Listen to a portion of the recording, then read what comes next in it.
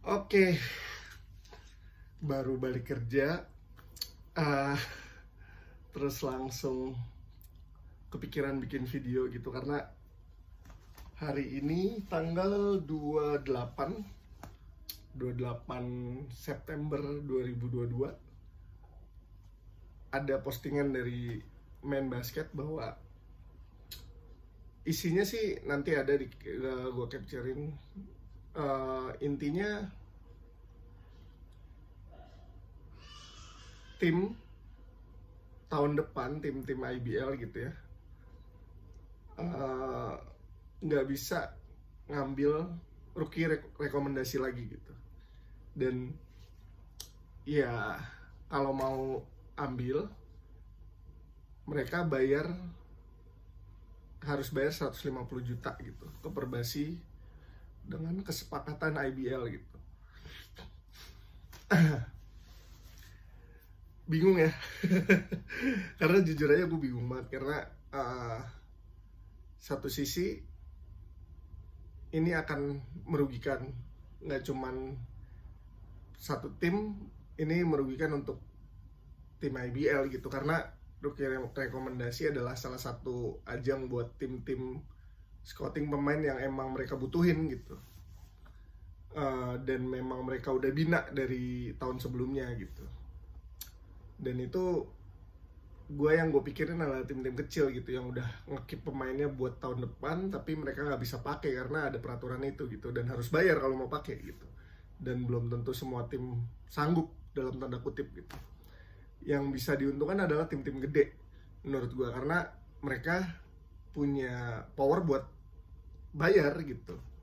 Dan ya ujung-ujungnya ya persaingannya jadi nggak setara lagi gitu, sama aja gitu kayak tahun-tahun sebelumnya gitu. Dan gue nggak tahu kenapa ya peraturan ini dikeluarin sama Perbasi, gue juga nggak tahu kenapa gitu, sampai sekarang juga belum ada klarifikasinya. Tapi yang jelas menurut gue ini akan sangat menyulitkan gitu ya. Seperti kita tahu, kita flashback dari tahun 2019 atau 2018, ingat gue ya, pertama rookie draft diadain lagi setelah bertahun-tahun nggak ada gitu. Dulu ada gitu, dan sistemnya juga sama sih, hampir sama kalau nggak salah zaman dulu juga ya. Tapi uniknya di rookie draft rookie sebelumnya ya kita tahu hasilnya gitu. Bahkan memang beberapa pemain ya abis dia dipilih tahun itu, abis tahun depannya abis itu udah nggak ada lagi gitu. Jadi percuma gitu. Dan menurut gue pembinaan dan jadi kurang efektif lah pokoknya istilahnya gitu. Menurut gue sayang gitu karena nggak dikemas dengan baik gitu rookie combine ya gitu. Dan pemilihan pemain, gue masih bingung sih sebenarnya gimana tim-tim kecil mau dapat pemain bagus kalau memang pemain-pemain yang udah bagus dan mereka udah punya prestasi di level kelompok umur maupun di level kampus gitu, tiba-tiba di-keep oleh tim besar gitu, dan dia mau ngambil nggak bisa. Main itu susah banget gitu. Dan ya jadi untuk kita bermimpi untuk liga yang kompetitif dan bisa saling mengalahkan ya agak susah ya sebenarnya gitu. Bukan agak susah lagi, susah gitu. Dari zaman gue dulu ya tim-tim bawah ya selalu di situ aja gitu posisinya gitu. Tim-tim papan tengah sama gitu. Dan gue bukan karena gue di PJ ya, di PJ ya memang standarnya udah seperti itu gitu ya. Jadi ya tiap tahun ya PJ selalu ada di situ gitu. SM pun sama gitu, Prawira gitu. Bahkan sekarang beberapa tim sebenarnya udah mampu secara finansial gitu.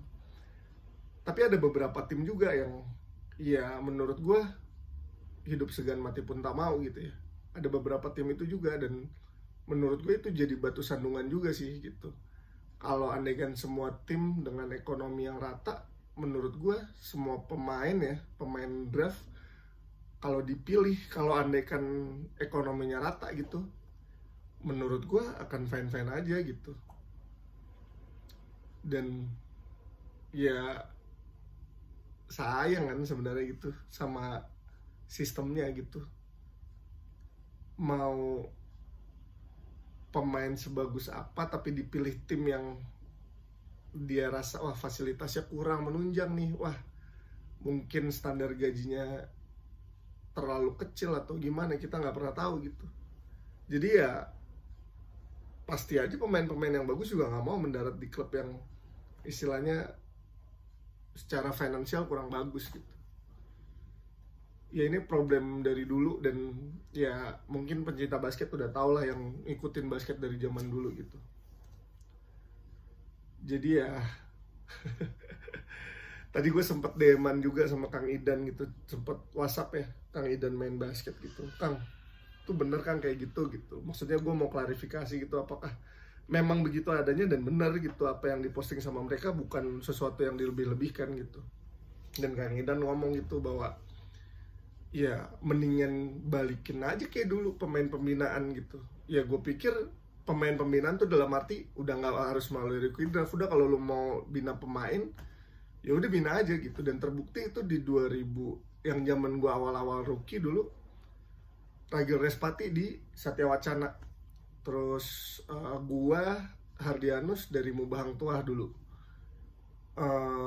terus Kale Pramod dari Metro Bandung, Metro sama OKSW lah bareng gitu ya. Terus ada beberapa pemain, Abraham dari Stadium, Abraham Damar Grahita, Pras itu dari Aspak gitu, dan Daniel Lenas dari Garuda Bandung. Menurut gue itu lebih merata gitu, karena tim-tim tuh bisa bina dia dari umur misalnya 16 tahun gitu ya, diambil, dibiayain sekolahnya mungkin, terus habis itu dia dibina di situ, latihan bareng pemain senior selama beberapa tahun, dan setelah siap mereka main di IBL ya otomatis bisa lebih bersaing gitu daripada pemain dari kampus, dari liga basket mahasiswa tiba-tiba dikemin beberapa hari doang gitu atau beberapa minggu, dan abis itu main IBL ya pasti kagok, pasti banget kagok gitu. Gue aja ngerasain pertama main liga profesional ya berat banget gitu. Dan ya apa ya, dulu nggak instan gitu, dan pemain-pemain baru dulu ya nggak apa ya, pemain-pemain di zaman itu gitu ya mereka udah benar-benar tim udah benar-benar mempersiapkan dia, dan pemain udah jadi merasa siap gitu, dan nggak kaget gitu bahwa wah gue jadi pemain IBL nih dari Mubahang Tuah misalnya, dulu namanya Mubahang Tuah, misalnya dari Hang Tuah gitu ya, gue udah siap nih main IBL gitu. Dan ya mau nggak mau kita harus bersaing sama senior-senior kita gitu, yang udah berapa tahun kita harus latihan bareng, digembleng bareng segala macem, terus jadi satu tim. Dan ya pasti antara mentalnya tempe atau mentalnya bagus gitu aja gitu. Sayang gitu menurut gua, kayak di Karbit aja gitu, sistemnya belum siap, dan liga di level bawahnya belum sebagus itu, tapi udah dipaksain gitu di liga profesional. Sayang gitu. Lu bisa hitung lah beberapa pemain aja mungkin yang dari rookie draft gitu ya, kecuali yang emang udah bagus ya, kayak Yesaya, terus ada Kelvin Sanjaya, Dede, Altov, ya itu pemain-pemain yang udah jadi emang di liga mahasiswanya emang bagus banget gitu, spesial gitu. Tapi selain itu hampir ya jarang gitu, dan kebanyakan tahun kemarin nih, karena memang pembinaan di Indonesian Patriot juga bagus gitu, dari berjenjang banget dan diikutin di IBL, jadi mereka udah siap gitu. Tapi kalau yang sebelum-sebelumnya apa kabar gitu? Banyak pemain yang justru, ada juga pemain yang dulu kepilih first pick sekarang udah enggak gitu, udah nggak main, nggak berkarir di IBL, itu juga ada gitu, dan sayang menurut gue gitu. Jadi kepikiran gitu. Ya gue mikir solusi terbaik adalah ya untuk kedepannya mungkin ya, tim-tim yang belum siap untuk ikutin rules IBL menurut gue, terutama masalah finansialnya, menurut gue ya harus tahu diri juga gitu bahwa ya mereka harus tahu kemampuan mereka juga gitu, jangan maksain pemain dengan standar yang di situ-situ terus gitu. Pemain juga kan pasti mikir gitu, wah gila di tim sana kesejahteraannya lebih bagus gitu secara fasilitas, materi dan lain-lain, ya pasti mau di sana lah gitu. Dan jangan cuman jadi tim pembinaan gitu, sayang menurut gua gitu. Karena ya Liga Basket Indonesia kalau mau bagus ya semua harus sama rata gitu, secara finansial, secara fasilitas dan lain-lain, ya harus sama-sama saling kompetisi juga gitu, jangan di lapangan aja, cuman ya secara manajerialnya juga harus lebih bagus lagi segala macem. Ntar ujung-ujungnya ya finansialnya juga jadi bagus juga gitu, mungkin dapat sponsor yang lebih bagus kah apa segala macem gitu. Jadi ya menurut gua harus dibikin standar sih gitu dari IBL-nya untuk kurasi tim-tim yang memang dirasa punya kemampuan dan bisa konsisten gitu. Dan ya dulu kita pernah punya history juga gitu ya di basket Indonesia, tim yang dulu gembar-gembor mungkin lu udah tahu semua lah, dari Bandung gitu ya, gembar-gembor beli ini beli itu, tapi dia nggak mampu untuk mensejahterakan pemainnya gitu. Jadi gajinya telat, terus nggak dibayar. Ada juga temen gue, sahabat gue malah yang kontraknya belum dibayar sampai sekarang gitu sama tim tersebut gitu. Dan ya yang kayak gitu-gitu yang rusak basket gitu menurut gue. Jadi ya mungkin kalau misalnya ya mungkin orang IBL mungkin denger gitu ya, menurut gue ya harus ada standar itu gitu. Jangan sampai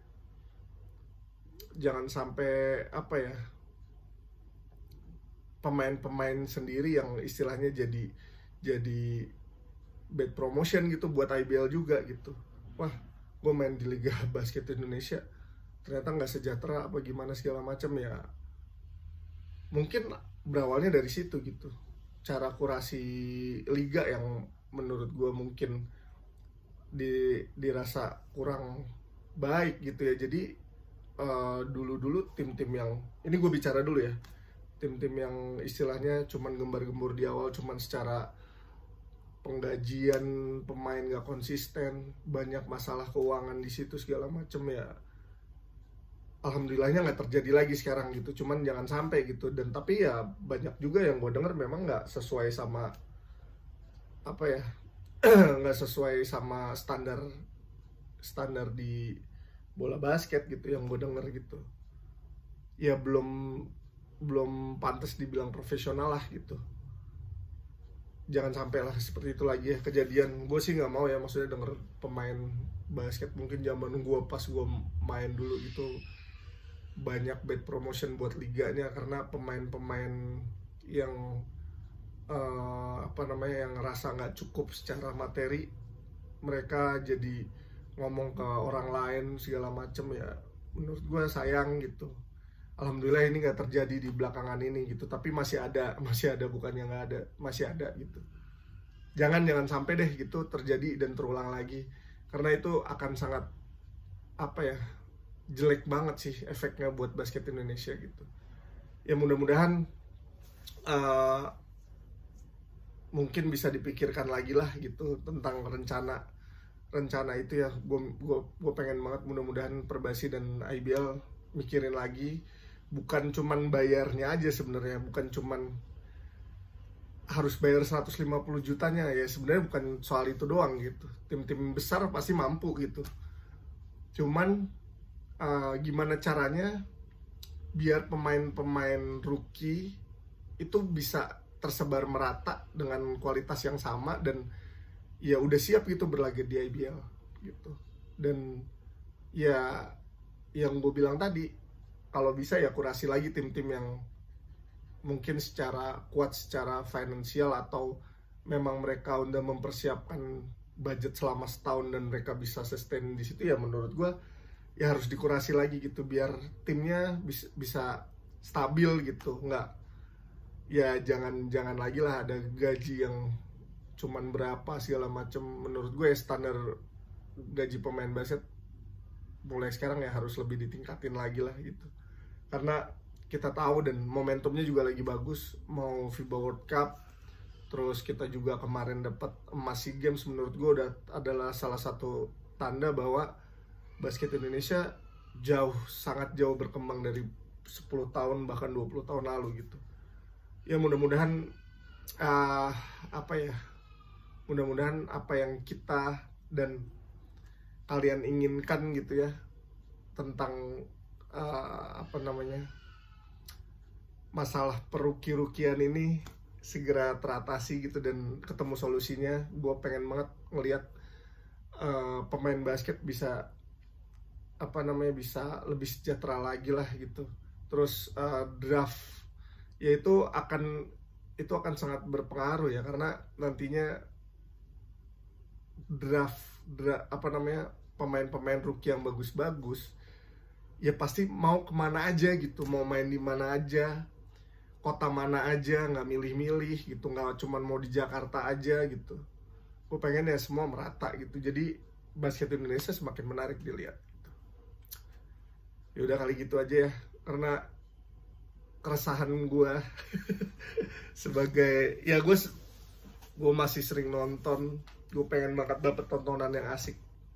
Jadi ya gue berharap IBL tahun depan dan rookie combine atau rookie draft tahun selanjutnya lebih bagus lagi lah dibikinnya, dan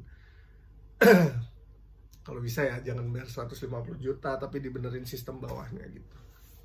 Yaudah, thank you semuanya, thank you yang udah nonton, dadah semuanya.